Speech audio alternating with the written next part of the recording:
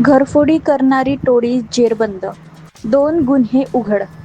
दिनांक 22 एप्रिल 2026 अमरावती ग्रामीण पोलिसांच्या स्थानिक गुन्हे शाखेने घरफोडी करणाऱ्या टोळीतील 2 आरोपींना अटक केली असून 2 गुन्हे उघड केले आहेत.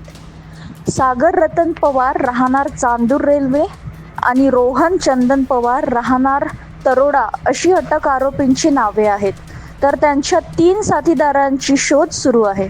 8 एप्रिल रोजी चांदूर रेल्वे येथे एका घरातून सुमारे 7,76,000 ऐवजी चोरीला गेला होता. या प्रकरणी तपास करताना पोलिसांनी आरोपींना ताब्यात घेतले. चौकशींची त्यांनी गुन्ह्याची कबुली केली.